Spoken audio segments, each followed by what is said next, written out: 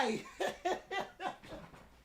Y'all be wildin' for the new Yu-Gi-Oh meta. A lot of y'all get a brand new Yu-Gi-Oh deck for the meta. Y'all be just like my ex-girlfriend. New meta, new me.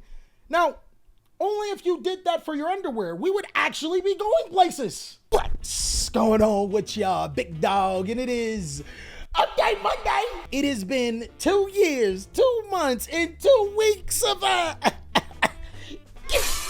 rheumatoid arthritis' ass, boy. One thing I actually want to talk to you guys about for Update Monday is something that I didn't even know that happened this month.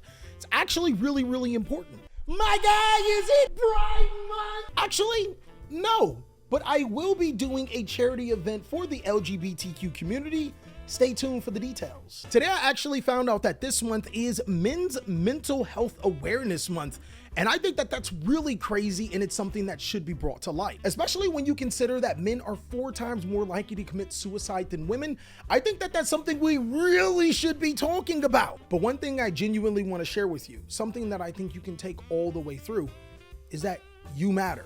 No, seriously.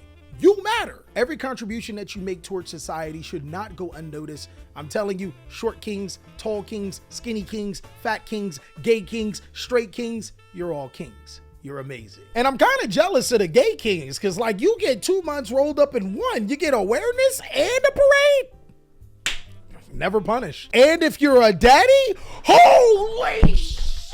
But you want to know what else is crazy? The new Yu-Gi-Oh meta that has been established since last weekend. Between multiple regionals and national events, we actually got to see the new ban list in effect, and I even have the top 5 meta decks for this format going forward. These are the decks that you either need to know or you need to respect, because if you don't, it just might be your neck. This rhyming scheme, perfect.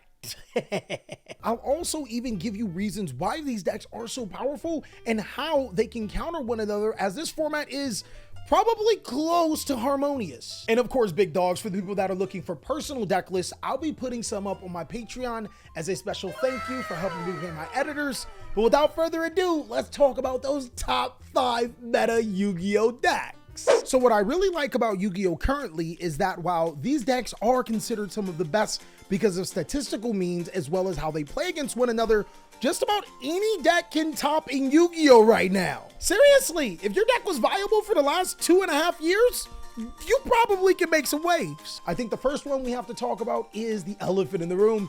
It's Kashtira. Now, losing Diablosis and the Kashtira Unicorn and a Rise Heart to one, that may seem like the deck was down bad, but in actuality, the deck is not down bad. Kashtira's representation over the course of the weekend surely did drop, but it actually did secure first place at one of the biggest events at the French National. You like cash money, but you can't afford to win.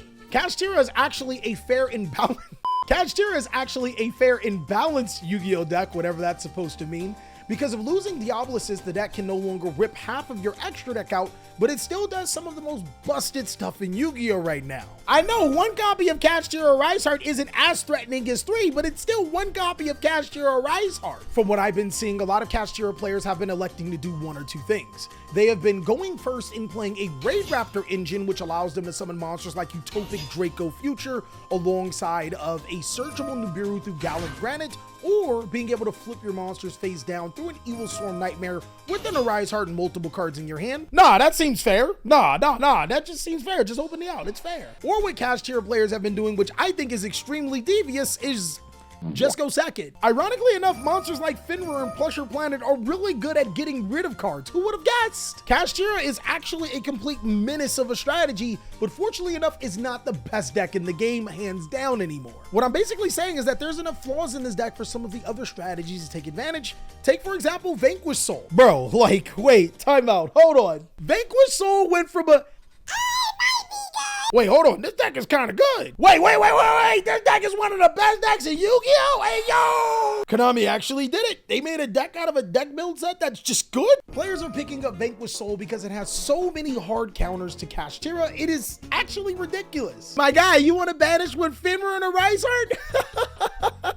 Oh man, good. Heavy Burger Chain Link 2. Hey, I see you got a nice Kashtira birth on the field. It'd be a shame if I sent Panthera to handle that business. Oh man, that sucks. Kashtira, Unicorn Effect. Oh man, it'd be a shame if I didn't banish my extra deck either. Who plays those? Oh, and I also have a searchable Book of Moon. Watch out. Vanquish Soul slides on Kashtira really broken like.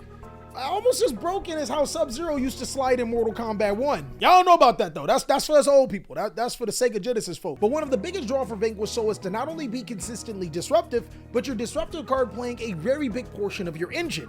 Like having Kashtira on the main board and being able to use Stake Your Soul to summon Raisin as a starter. Ash Blossom is also a starter. DD Crow and Bestial Magnum Hut is a starter. My guy, Ghost Bell! Ghost Bell! Everybody's playing Ghost Bell now! It does things with this deck other than hand traps! And with the rise of Vanquish Soul, there's actually another deck that's not only good against Vanquish Soul, but also really good against a lot of meta decks.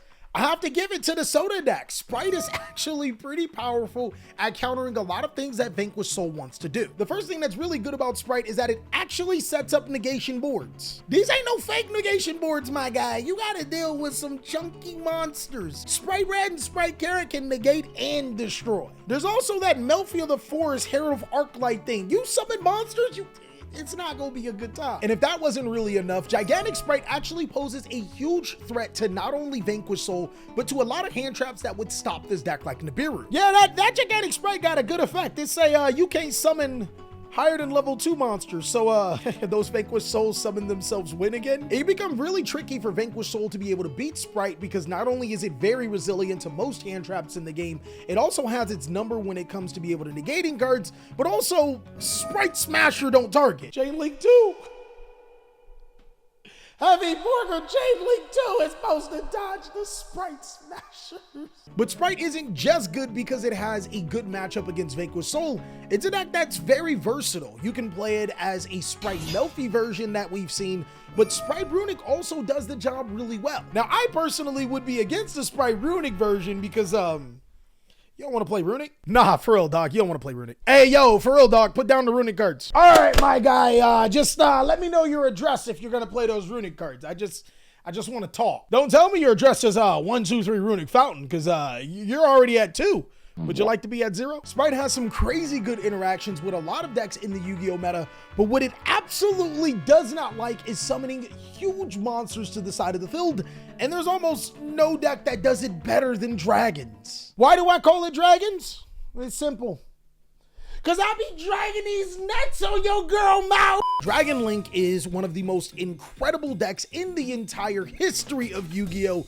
And the reason why is because no matter what format we're in, Master Duel, TCG, it don't matter. This deck has some viability to it. Bro, all I can say is that when that Bestial Lubellion hit the field, it's GG. Just shake my hand, my guy. What makes Dragons so powerful over the Spright strategy is that your Bestial monsters gain the ability to be able to banish monsters like Spright, Jet, and Blue, but also those big chunky boys are really hard to deal with. But even if you aren't banishing your opponent's important light and dark monsters, which by the way, I may add, that is a W if you ever go against one of those decks. Using your own light and dark monsters in your graveyard is more than fine, especially when you have a card like Branded Regain to be able to gain you more resources. The deck is also fairly ridiculous when it goes against hand traps. Like, you can hand trap them at any given time and still pop it off. Also, what makes Dragons just so powerful right now is that it is a chaos-based deck.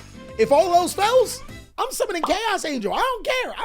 My guy, you kaiju my Borland. I smiled and I played Yu-Gi-Oh! Then you kaiju my Borlode Savage and I smiled. I played the game with you. I swear to God, if you have a kaiju for the Chaos Angel too,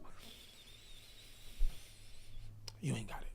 You ain't got it. Chaos Angel being able to protect all of your monsters from destroy by battle and all of your synchro monsters by your opponent's activated effects is huge for this deck, as it can then just start cycling into synchro plays like Borlow Dragon or even Bestial Dispeter and just dominate with overwhelming attack score. Also, just in case you wanted some non-targeting destruction, Chaos Dragon Levianeer don't target.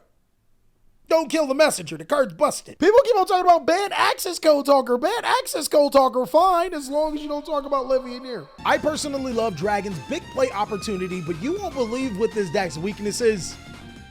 It's Kashtira. Bro, we're like a walking pie for a Kashtira player. It's not fun. And that's ultimately what brings us into full circle. And just because a strategy has the advantage over another doesn't mean that you're guaranteed to win, but it does create a situation where no one Yu-Gi-Oh deck is ruling over the others and more a fairly balanced, healthy Yu-Gi-Oh meta until I talk about these annoying decks. Now, the fifth best deck in the game, I think this one is up for debate. Statistically, those 4 decks that I mentioned dominated over the weekend. Those were the most played.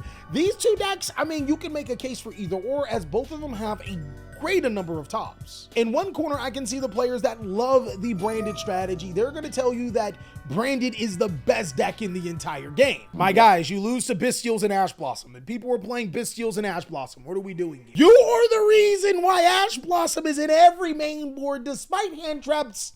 Well, I got a video that actually explains the whole hand trap situation. I think Branded may have edged out this other deck that I'm going to talk to you guys about when it comes to tops, but it doesn't necessarily have a significant advantage over some of those other strategies. It actually has a disadvantage in some of these situations. The other deck I want to talk to you about is Mummy Milkers. Holy crap, the deck that loses to Ash Blossom and Ghost. All right, it's the same deck. It's the same deck. Labyrinth and Branded are the same deck, and you can't change my mind. Hey, even the furniture cards lose to the Bystials. Hey, yo, what are we doing here? I would actually say that Labyrinth actually has an advantage over some of the decks that I mentioned in the top 4, and it's because it's a back row heavy deck, so a lot of the monster reliant cards, like the Kashtira monsters, Vanquish Soul, Dust Devil, and Spright Red, literally do not apply to Labyrinth. But another big thing to talk about with Labyrinth is that it loses to evenly matched, and players are playing evenly matched more than you have underwear. You see, it's coming full circle. Your underwear matters, just like you. Remember that. Now go buy some more underwear. Whatever you do, just don't tell me you have a play set of underwear, dog. That's disappointing. And that's all that I have for the top 5 meta decks this format. This Yu-Gi-Oh format is shaping up to be something nice. I actually cannot wait for the new set in Battles of Legends Monstrous Revenge to help shape the format just a little bit more. I personally think the biggest draw to Monstrous Revenge will be the reprints, making strategies a little bit more accessible, meaning that more players will play them and we'll be able to see how they help identify the format. But until then, if you want to talk more Yu-Gi-Oh, you can catch me on Twitch today at 11 a.m. Pacific Standard Time. TheCaliEffect is the name. You can also check out these other videos as I'll catch you on the next one.